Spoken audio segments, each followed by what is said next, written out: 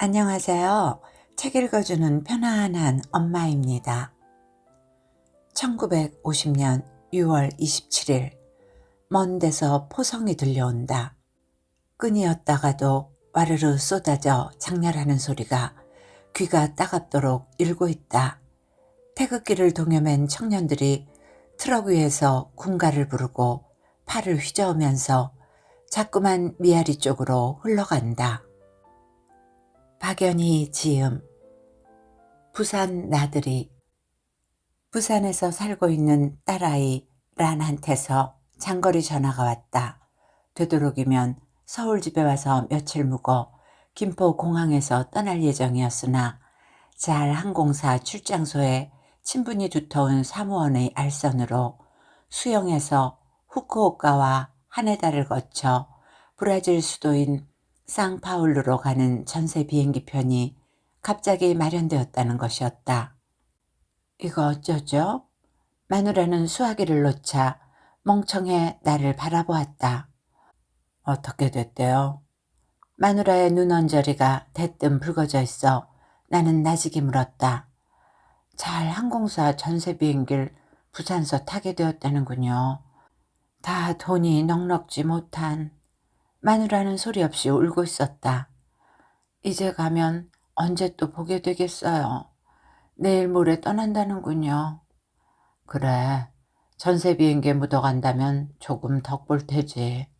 아무래도 가는 걸음이니 부산서 떠나면 어때? 그러니 섭섭해서 어떡해요. 서울서 떠나도 마찬가지야. 편안히 잘 가면 되었지.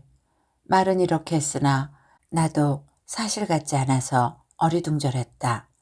란의 부부가 아무래도 파라과이의 시댁 쪽으로 먼 친척이 농장을 하고 있어 이민을 갈 생각이라는 의사를 밝힌 것은 벌써 1년 전 얘기였다.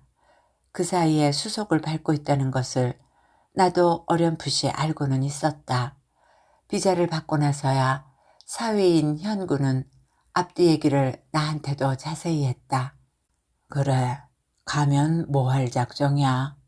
탐탁지 않게 나는 물었다. 이민 정책 따위는 좀 더 실속 있게 하였으면 하고 평소에도 생각하는 편이었으나 이렇게 딱 마주치고 보면 더욱이 현군의 일이어서 어림없이 막연하게 생각되었다. 우선 들어가 봐야 하겠어요. 현군은 수긋하여 대답했다. 들어가 봐야 하겠다니. 나는 천천히 담배에다 불을 붙여 물면서 멀거니 현군을 바라보았다. 노동을 해야죠. 그게 가능할까? 현군의 대학 때 전공이 연극 영화과였다. 게다가 현군은 노동할 체질이 못 된다고 나는 보고 있었다. 더욱 현군의 몸으로. 아버님, 넉넉합니다. 현군은 빙그레 웃었다. 좌우간 그곳 사람들이 게을러서 가서 부지런히 일하면 먹고는 사는 모양인데. 그렇습니다. 문제는 토착 자금인데 그게 걱정이군. 몇 달 살아갈 돈만 갖고 가면 됩니다. 그래. 친척 되는 분이 농장을 분양해 준다는 말까지 편지에 썼으니까 어떻게 될 겁니다. 글쎄, 도와준다는 말은 고맙지만 그 역시 남의 손에 있는 거 아니야. 잘해보게. 나는 이렇게 말할 수밖에 없었다. 우선 건강에 유의하고 욕심을 부려 모험을 말게. 네, 친구도 가 있으니 어떻게 될 겁니다. 그래. 시일이 멀었거니 하고 현군하고 이런 얘기를 나누었던 일마저 있었던 것이다. 그럼 어떡하죠? 마누라의 표정은 제정신이 아닌 것 같았다. 내가 이렇게 병신처럼 시들거리니. 신경통을 앓고 있는 걱정을 마누라는 했다. 내가 다녀오지. 난 아무래도 그 애들 일을 모르겠어요. 뭐 말이요? 남들은 다 곧잘 살아가는데. 마누라는 또 울고 있었다. 이런 때에 마누라에게 증오를 느끼기를 한두 번이 아니었다. 뻔히 알고 있으면서 나더러 들으라고 하는 말로 믿어졌기 때문이었다. 그 야만국으로 가다니. 상파울루에 머물러 살게 되어 있지는 않았다. 파라과이 수도인 아순시온이 라네 부부가 귀착할 목적지여서 마누라가 하는 말이었다.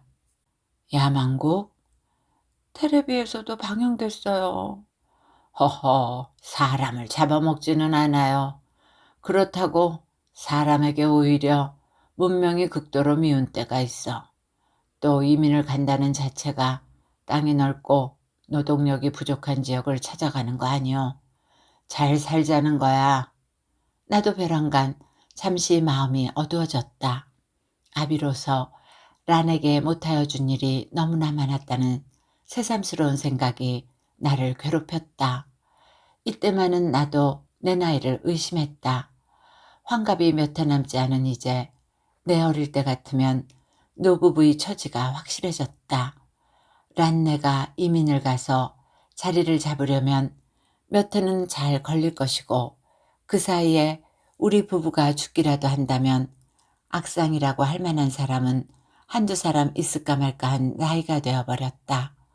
그러니까 우리 부부가 초청을 받아 이민을 간다는 일은 아예 생각할 수 없고 란의 부부가 돈을 벌어서 잠시라도 고국을 다녀가게 될 만큼 여유가 생긴다는 것도 그렇게 쉬운 일이 못 된다고 느껴졌기 때문이다. 그런데 마누라의 생각은 나와는 조금 달랐다. 지금 가족 형편을 살펴보면 대학을 다니고 있는 계집애는 치워버리고 맏놈을 1년쯤 지나서 우선 들여보내자는 속셈이다. 그리고 대학을 다니고 있는 막내둥이도 2학년 말에나 군대를 다녀오면 아주 함께 이민을 가자는 것이었다. 글쎄, 난 아무 데서 죽어도 괜찮은데 뭐 다늦게 송장 쳐달라고 할 건가? 나는 농담 반 진담 반 말을 한 일이 있었다. 당신은 아직 10년은 젊어 보여. 마누라도 웃었다. 나한테 하는 말이요. 그렇다니까요. 뭔가 마음이 아직 젊어서 속으로 늙어있는 줄은 모르는군. 마누라가 나를 이렇게 보는 것도 무리는 아니었다. 늙어서 부들부들 떨고 있는 노인을 보거나 하면 내가 알 수 없이 시선을 피하고 있다는 것을 마누라는 알고 있었다. 어쩌다가 무슨 날이 되어 양로원 같은 데서 선심공세를 부리는 따위 강경이 텔레비전에라도 나오면 저 서글픈 모습을 어쩌지? 저게 무슨 꼴이야? 내가 혀를 차던 일도 마누라는 기억을 하고 있을 것이었다. 게다가 아직도 주량이, 그것도 소주를 줄곧 마시나 술이 앵간한 형군도 나가 떨어질 만큼 세다는 데서도 마누라는 안심이 되는 모양이었다. 좌우간 내려가 애들 데리고 가는 거나 보고 오지. 당신은 그렇게밖에 생각이 안 돼요. 마누라는 셀쭉한 표정을 지으며 말했다. 지금 달리 방법이 없으니 어쩔 수 없지 않소? 참 뜻대로 되지 않는군요. 사실 큰딸 란의 부부가 모르게 우리들 딴에는 공론이 많았었다. 건물은 무허가여서 등기도 나지 않았지만 땅이라도 잡혀 비행기 비용을 반이라도 부담하여 주려고 서둘러 보았다. 어쩐지 이자의 이자를 갚다 못하여 쳐넣을 것만 같아서 아예 내어놓아 보았다. 양지가 바르고 길가에서 얼마쯤 떨어진 언덕진 곳에 있는 데다 바로 집 앞으로 8m 길이 포장되어 있어 손쉽게 팔리리라 생각했다. 건축자재가 뛰어오른 때문인지 도무지 찾는 사람이 없었다. 지금 마누라의 푸념은 그런 뜻이 포함되어 있으면 물론이다. 내려가시면 술을 삼가세요. 사돈 양반도 만나게 될 텐데. 원 별소리를 다 듣겠네. 나는 마누라를 흘겨보면서 말했다. 당신이 언제도 술이 취해서 사돈 양반께 실수한 일이 있잖아요. 아니, 그때는 그걸 실수로 보나? 글쎄, 애들도 떠나고 사돈 양반도 속이 편할 리 없잖아요. 누군 사위 현군의 아버지를 두고 하는 말이었다. 처음 현군이 결혼을 하여 서울에서 전세방에 들어 살림을 하고 있을 때였다. 5, 6개월이 그럭저럭 지났다. 막내딸 아이가 학교에서 돌아올 때면 이따금 언니한테 들르곤 한다는 것이었다. 이 무렵 현구는 연극계에서 손을 떼었다. 무슨 딴 일을 계획하고 있다는 것이었다. 신혼생활인데도 자연 옹색할 수밖에 없다고 했다. 가만히 보면 마누라가 작은 장단지며 긴 반찬 따위를 막내딸 아이가 학교로 갈 때면 거리 다래끼에 넣어보내는 눈치였다. 가난한 부조는 나라도 채우지 못한다는 속담이 있듯이 그거 어디 되겠소. 저녁상을 식구들이 함께 받고 있는 자리에서 나는 일부러 말한 일이 있었다. 어떻게 되겠죠. 어디 공을 잘 들여봐요. 나는 조금 못마땅한 것처럼 말했다. 그게 아니라 무력해질까 걱정이야.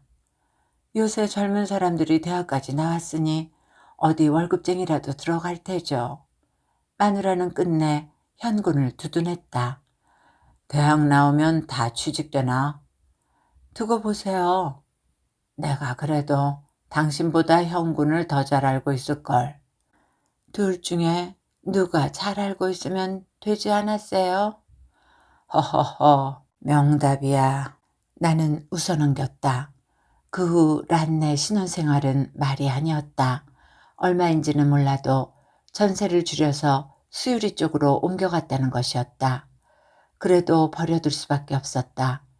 그것은 가난이 아니라고 나는 생각했다. 더욱이 연애 결혼이었다. 뜻이 맞고 보면 병이 두렵지 가난이 두려울 수 없다는 것을 나는 체험해 알고 있었기 때문이었다. 연극을 집어치운 현군의 속뜻과 동기를 알 수 없으나 일시 동면이라고 믿었다. 그렇게 나는 현군을 녹록지 않게 보았던 것도 사실이었다. 란의 혼인말을 어미를 통해 대충 들었고 현군을 란과 함께 내가 처음 만났던 것은 현군이 입센의 인형의 집 연출을 맡아 막을 올린 다음 날이라고 기억된다. 어느 중국 요리점 2층에 마주 앉아 점심도 저녁도 아닌 좌석이 되었다. 현군의 첫인상이 얼굴색부터가 파리하고 섬찟해 보였다. 짙은 눈썹 아래에 꼭 박힌 눈이 잠시도 여유를 주지 않고 빛을 띠고 있었다. 그래, 연극은 할만한가? 영리하게 생겼을 뿐만 아니라 지나치게 날카로워 보인다고 느껴지면서 나는 나직이 물었다. 웬거려? 아버님이 아시다시피 우리나라에서 연극이 됩니까? 깡마른 체구에 비하여 부드러운 목소리로 말을 하고 나서 현구는 빙그레 웃었다. 글쎄, 연극이란 배우가 아닌 이상 나는 잘 모르니 그게 직업이 될 수도 있고 예술이 될 수도 있는데 미국 같은 나라에서도 잘 되지 않는다면서. 나는 부어놓은 배가를 천천히 들면서 현군을 바라보았다. 첫째, 관객이 없습니다. 그래서 현군은 빙그레 웃음을 띄어 란을 힐끗 쳐다보고 나서 멈칫거렸다. 딴 일을 해보려고 합니다. 글쎄, 내가 관여할 일은 못 되고 너희들이 결혼할 의사가 있는 모양인데 부모는 이런 경우 벌써 제3자라고 나는 생각해. 서로 믿을 수 있어서 합일점이 발견되면 결혼을 하는 거고 아니면 그만두는 거고. 나는 빙그레 웃으면서 현군을 눈여겨보았다. 아버님은 내과 의사시라고. 예, 이제 퇴역병입니다. 병원을 딴 사람에게 맡기시고 주된 직업이 관광입니다. 현군은 란을 바라보면서 웃었다. 그게 좋은 직업이야. 허허허. 일간 뵈러 오신다고 했습니다. 그래. 이렇게 현군과 간단히 대화를 나누고 그 후 현군의 아버지인 현 박사를 만난 자리에서 란의 결혼을 성립시켜버리고 말았던 것이었다. 란을 통해 들은 얘기다. 현 박사가 고향인 부산에서 한때 내과 의사로서도 쟁쟁하게 이름을 날렸었다. 부산 지역사회의 명사라는 것이었다. 지금은 일주일에 한 번 정도 특진을 하고는 줄곧 바다낚시가 아니면 수석을 캐러 다닌다고 했다. 현 박사의 병원은 바로 광복동에 위치한 자기 소유의 빌딩이라는 말도 옮겼다.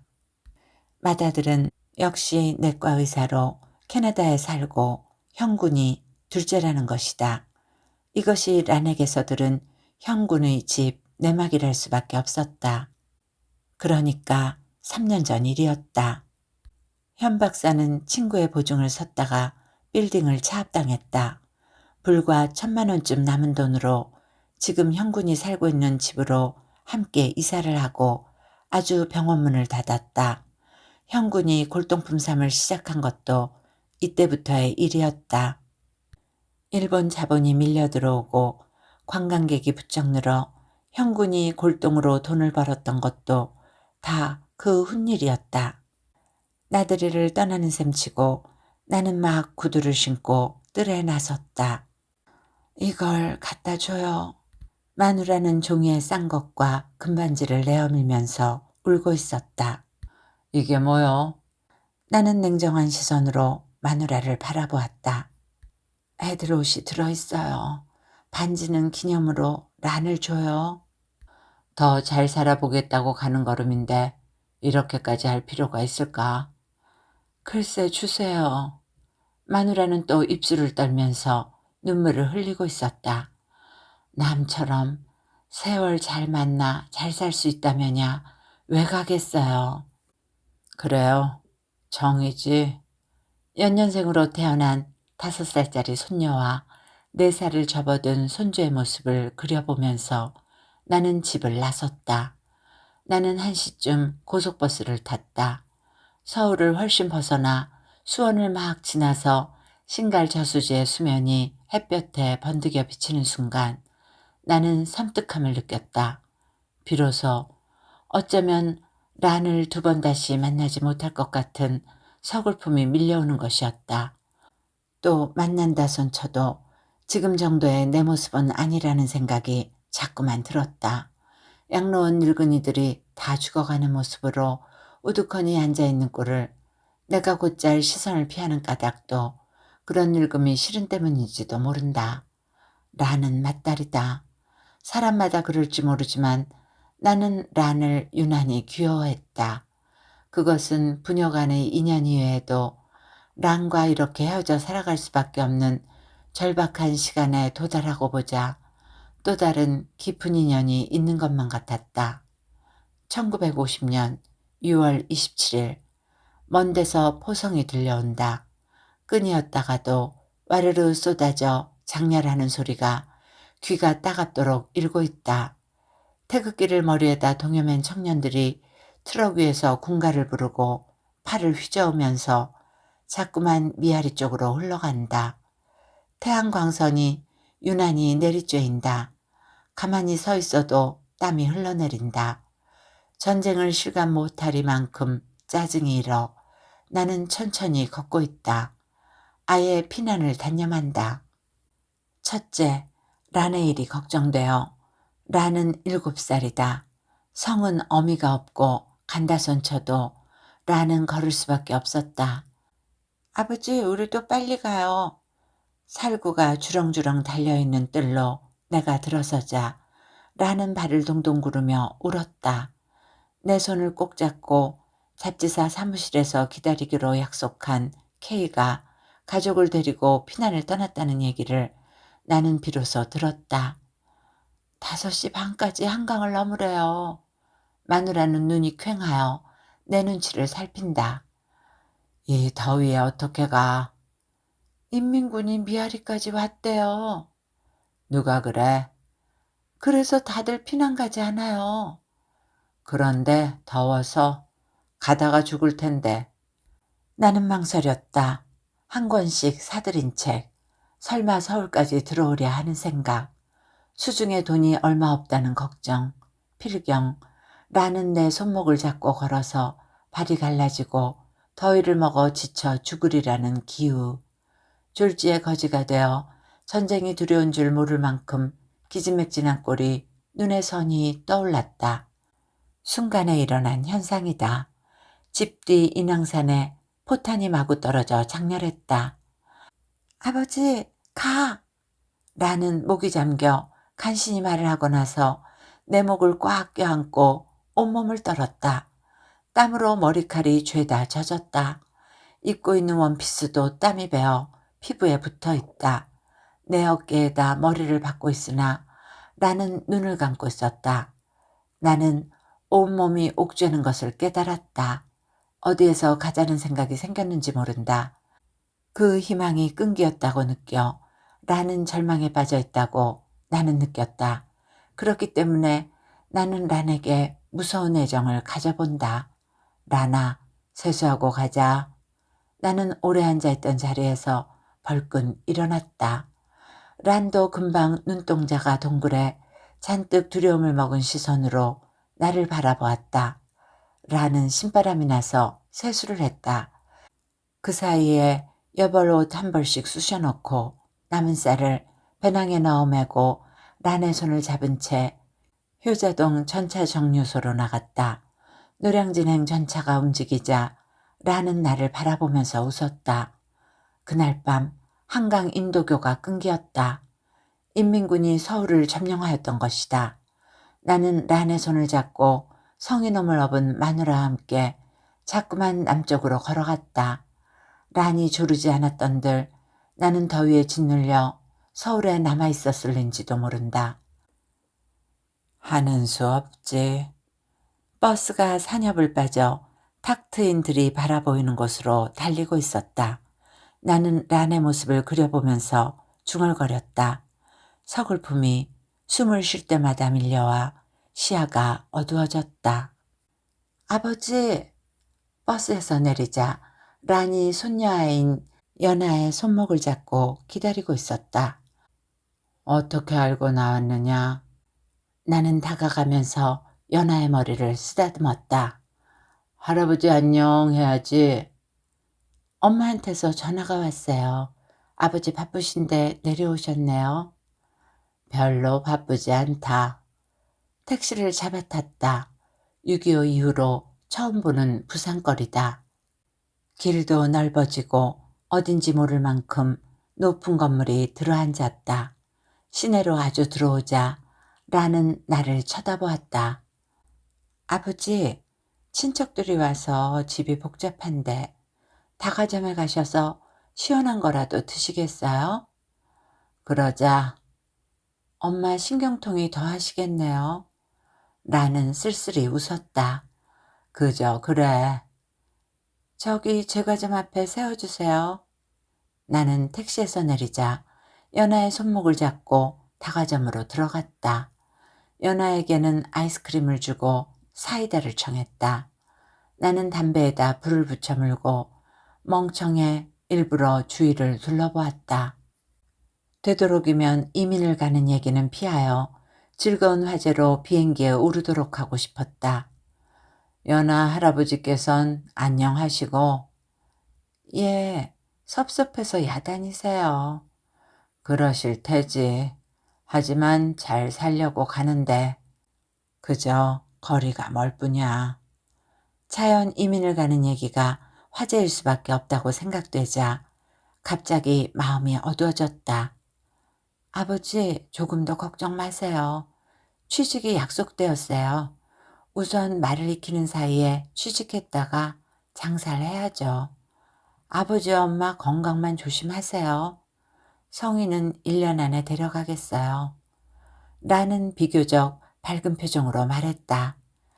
얘긴 들었어. 그건 그렇고 너희들 건강을 조심해라.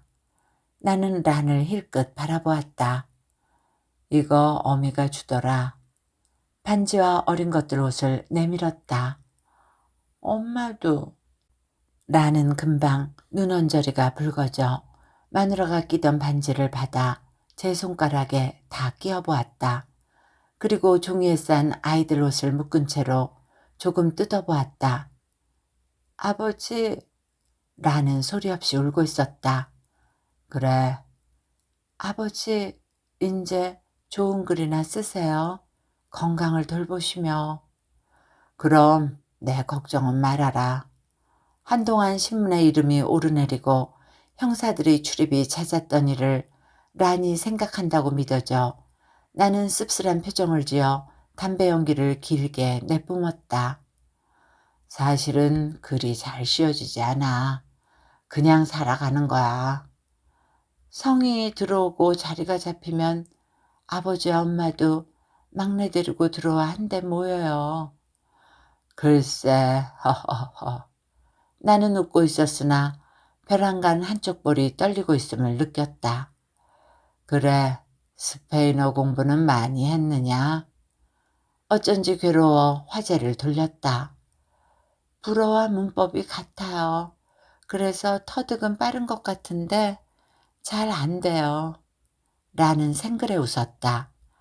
란이 이 대학 불문과를 나와서 하는 말이었다. 도불 시험 준비 도중에 형군을 알게 되어 그도 집어치우고 결혼을 하였던 것이었다. 야, 그렇잖아도 버스 속에서 네 어릴 때 생각을 했구나. 나는 빙그레 웃었다. 그러고 보면 란이 대학에 들어가서도 양장점을 나와 함께 갔던 기억마저 떠올랐다. 분명히 봄이었다. 봄내 가은에 입고도 겨울 외투 밑에 입어도 어색하지 않게 짙은 쥐색 투피스를 모직류로 골라 해준 것 같았다. 야, 기억나니? 양장점에 갔던 일. 그럼요, 아버지. 구두방에도. 나는 웃었다. 아버지가 골라주신 감이라고 하면 애들이 부러워했어요. 그래, 기억이 난다. 담배 연기를 내뿜고 있었으나 나는 가슴속이 아릿함을 느꼈다. 사실 마누라의 말이 옳은 것 같았다. 희망에 부풀어 이민을 가고 있으나 결코 그런 것만도 아니라는 생각이 들기도 했다. 현 박사가 무슨 높은 지위에 있거나 그룹이니 하여 재벌이라면 란네가 그 먼 길을 막연하게 떠나지는 않을 것이라는 어처구니 없는 생각도 들었다. 아버지? 그래. 우기도 말했어요. 꼭 돈을 따라 이민 가는 건 아니라고 말해요. 인간이 살아가는 뜻을 알고 모습을 보려고 간다는 거예요. 파라과이가 그런 덴가. 허허허. 아니에요. 장차 미국 본토가 아니면 캐나다로 간다는 거예요. 그래, 그런 긍지를 갖고 가야지. 나는 머리를 끄덕이면서 란을 멀거니 들여다보았다. 그런데도 어쩐지 무슨 동화를 듣고 있는 것처럼 란의 말이 얼른 수긍이 가지 않았다. 좌우간 세계의 지붕이 좁아진 건 틀림없어. 우리 살아가는데 고국이다 고향이다 하지만 그거 다 감상인 것만은 틀림없어. 어떤 모습으로 산다는 게 중요하지. 나는 숨을 눌러 쉬면서 란을 바라보았다. 너희들은 몸이 재산이니 각별히 건강에 유의해라. 먹고 사는 거야 어떻게 될 테지. 제과점을 나섰다. 나는 연하의 손을 잡고 란과 붐비는 거리를 천천히 걸었다. 나는 속으로 웃었다. 그때는 이 순간보다 어림없이 막연하고 당황했다고. 6.25 때 란의 손을 잡고 걸어갔던 기억이 불쑥 떠올랐던 것이었다. 대합실에서는 사람이 웅성거리고 있었다. 국내선은 벌써 떠났다. 해외로 빠지는 국제선 개차를 하기 시작했다. 란네 부부가 억지로 웃음을 띠고 돌아보면서 손을 흔들어 보였다. 할아버지 안녕 해야지. 란이 연하를 돌려 세우자 연하는 고사리 손을 흔들면서 어미의 손을 잡은 채 사람들 속에 묻혀버렸다. 비행기에 오르는 모습도 볼 수 없다고 느끼자 나는 가슴이 마구 떨려왔으나 우두커니 서서 란네 식구가 나간 쪽을 바라보고 있었다. 사장어른 가십시다. 현 박사는 우두커니 서 있는 내 팔을 잡아 끌었다. 오후 1시에 떠나기로 된 비행기였으나 10시 이전에 나가 줄곧 사람에게 묻혀 시달리고 나자 가뜩이나 서운함에 젖어 어리둥절하였던 나는 지쳐서 현 박사가 팔을 잡아 끄는 대로 따라갔다. 그러면서도 비로소 걷잡을 수 없는 허전함에 쌓여 비칠거리면서 걸음을 옮겼다. 시내로 곧장 들어가이소. 현 박사는 택시에 오르자 표정이 잔뜩 굳어져 운전수에게 일렀다. 마, 제 자식놈이지만 놈이 똑똑합니다. 어찌 살 겁니다. 현 박사는 얼굴이 일그러져 있으면서도 억지로 웃었다. 젊은 애들 일이니까요. 나도 마지못하여 대답했다. 우리 마 잊읍시다. 놈이 잘 안 되겠습니까? 사장 어른이나 저도 함께 들어갑시다. 저는 일 보고 우리 드늙은이 마 바다낚시나 합시다. 허허허 그럽시다. 아이고 마 그동안 혼났습니다. 그랬을 테지요. 자식이라는 게 뭔지 키워서 대학까지 맞춰놓으면 이렇게 버리고 가는데도 마음이 그만 땡겨서. 현 박사는 말을 잇지 못했다. 두 볼로 눈물이 좌르르 흘러내리고 있었다. 우리 젊을 때와는 아주 달라진 것만은 확실합니다. 나 자신으로서도 싱거운 대답이라고 의식하면서 멀거니 앞을 바라보았다. 얄궂게 됐습니다. 그래, 기사 양반, 저기 횟집 앞에 세워주이소. 택시에서 내렸다. 횟집 2층으로 올라가 마주 앉았다. 바로 눈앞에 바다가 보였다. 오후에 햇빛을 받아 바다는 번들거려 빛을 띠고 있었다. 현 박사는 금방 딴 사람처럼 손수 일어나 생선을 둘러보았다. 회와 소주를 날라왔다. 겨자 푹 섞이소. 현 박사는 무표정한 나를 힐끗 쳐다보았다. 그 아들 보고 내가 미국이 아니면 캐나다에 저희 형이 있으니 거기 가서 살라고 했습니다. 바다가 좋답니다. 우리 사장어른하고 함께 들어가 낚시질이나 하고 회나 칩시다. 마, 인제 비행기를 타면 사흘 아닙니까? 현 박사는 잔을 비우고 내밀면서 말했다. 그렇게 되겠지요. 나는 빙그레 웃으면서 술잔을 받았다. 그러나 현 박사가 허전하여 일부러 서둘러 말을 하고 있는 모습이 드러나 보였다. 란을 통해 들은 얘기도 있었으나 무척 자상한 분이라고 나는 생각했다. 란이 연하는 서울병원에서 나아 친정에 근 한 달 가까이 있었으나 둘째 백이라는 놈은 부산에서 분만했다. 그것도 제왕절개 수술을 하여 퇴원까지 꽤 시일이 걸렸었다. 그 사이에 현 박사는 매일같이 란이 입원을 하고 있는 병원을 찾았다는 것이었다. 사장어른께선 인제 장가를 드셔야겠습니다. 현 박사는 1년 전에 상처를 했다. 막내둥이가 군대에 가 있어 그야말로 호랍이어서 나는 빙그레 웃으면서 잔을 내어 밀었다. 사장. 현 박사는 웃음을 띠고 나를 멀거니 바라보았다. 마, 인생이 그만 시끄러워서 난 그만 저 아들 따라갈랍니다. 그래도 적적하셔서 아이고 마, 술이나 듭시다. 회 한 접시를 더 청했다. 소주도 벌써 2홉짜리가 3병째 왔다. 술이 어뜩어뜩 오름을 느끼면서 내가 화장실에서 돌아왔을 때였다. 현 박사는 눈물을 좔좔 흘리면서 멍청이 번들거려 빛을 띠는 바다를 바라보고 있었다. 술 듭시다. 나도 덩달아 눈물이 글썽괴어 현 박사에게 일렀다. 와 이러십니까? 현 박사는 억지로 웃음을 띄어 내 눈에 눈물이 괴어있음을 보자 손을 더듬어 꽉 잡았다. 우리 딴 데가 한 잔 더 합시다. 마담도 참한 데가 있습니다. 하하하. 그러십시다. 해가 뉘엿이 기울어져 갔다. 빌딩의 그림자가 우중충이 깔린 건널목을 넘어서자 현 박사는 벼랑간 내 어깨를 잡고 메어 달려 걸음을 옮겼다. 마, 인생이 시끄러워서. 마, 그놈 아들 잘 될 겁니다. 그럼요. 나는 현 박사와 이제 아주 어깨동무를 하여 알지도 못하는 아득한 골목을 비틀거리면서 걸어갔다. 이야기는 이렇게 끝을 맺습니다. 더 나은 삶을 위해 이민을 택한 딸의 가족을 배웅하는 아버지는 마음 깊이 서글픔을 느끼지만 6.25 때 딸의 손을 잡고 피난 가던 참담한 시절과 비교하며 스스로를 위로합니다. 편안한 시간이 되셨기를 바라며 오늘도 행복하세요.